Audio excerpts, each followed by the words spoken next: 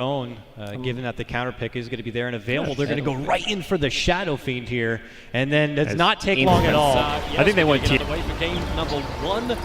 Elements off to a decent draft. They are definitely not, like, I'd say they're not behind the 8 ball with the draft. Everything seems pretty even. Though we were predicting the lane matchup mid is the TA versus the Shadow Fiend with an Earth Spirit running in, but there's an Ogre who can kind of match up, follow the Earth Spirit's movements and do that. And he has to just do a. It's really going to be really dependent on where this Ogre, what this Ogre does with his time in the field. Ideally, want to jungle.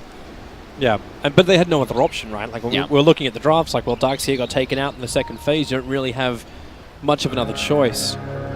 Like if you can get him up to level 6, then fantastic. But interesting to see just how heavy the rotations are from Lil on this Earth Spirit, how much he messes around with the lanes, and also how much he does the pull, because I know he likes to do this little dire kick pull down on the bottom lane. But the Satyrs or the Trolls, so you can pull that camp to the offlane with anybody. It's extremely easy.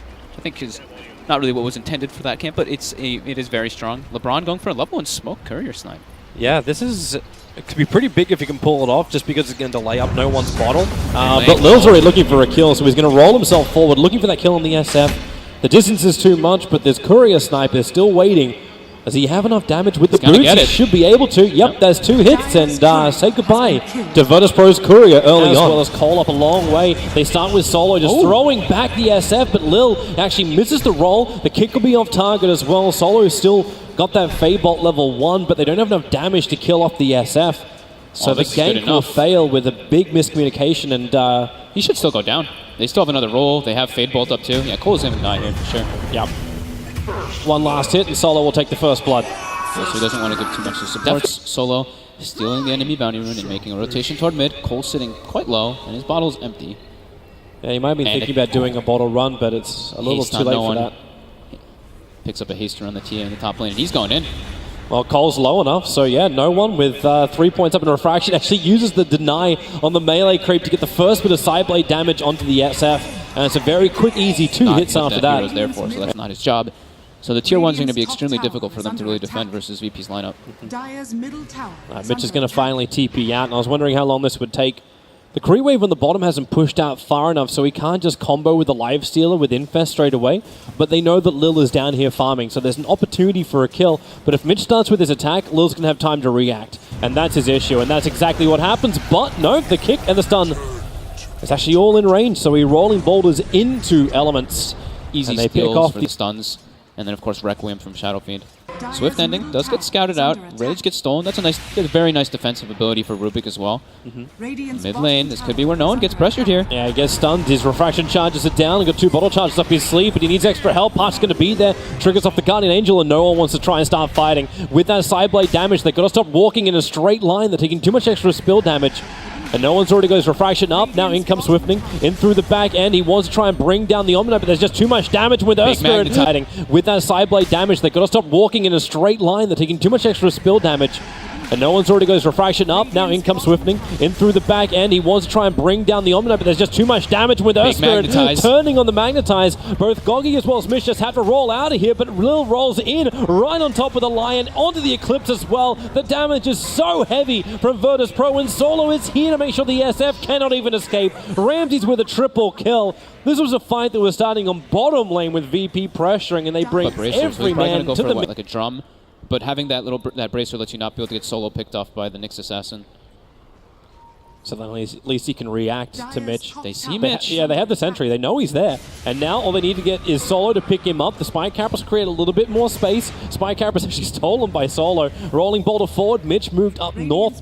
They were hoping it'd actually run close towards the other sentry ward.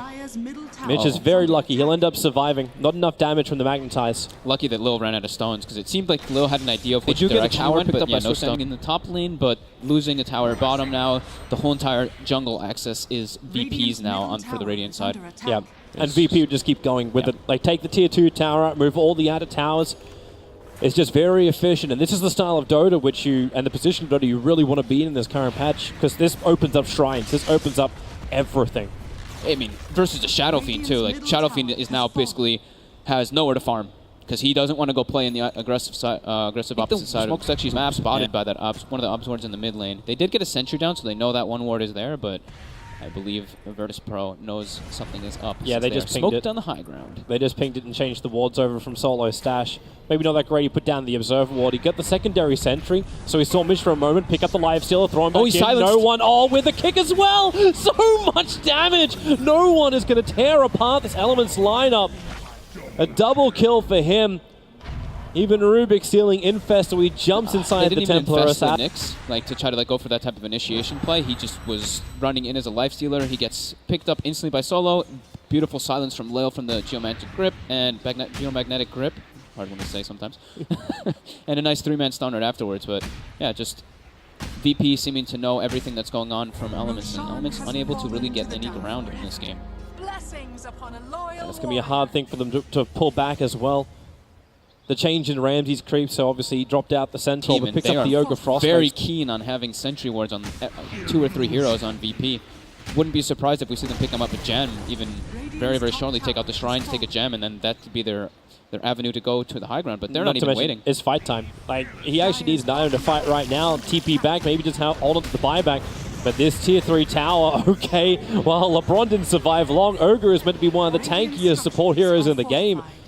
But when you're running a Templar Assassin with that much negative armor effect, it's hard to survive, even because he has that Aegis the Immortal, plus he's actually got the Omni Knight behind him. So with the extra heals, they try and fight. Solo finally pops back out again, the Infestation, picking up Mitch, just delaying up a little bit. Lil, they'll finger him down. Finally, they get that kill, but Ramsey turns the ulti on, and it's going to be a Solo SF ulti almost onto him, can turn his attention towards Mitch. Loser beams off cooldown right now, but it's not enough damage to find that kill, but it won't matter. No one's still on a bit of a rampage, and they call it 18-minute GG call coming out from Elements.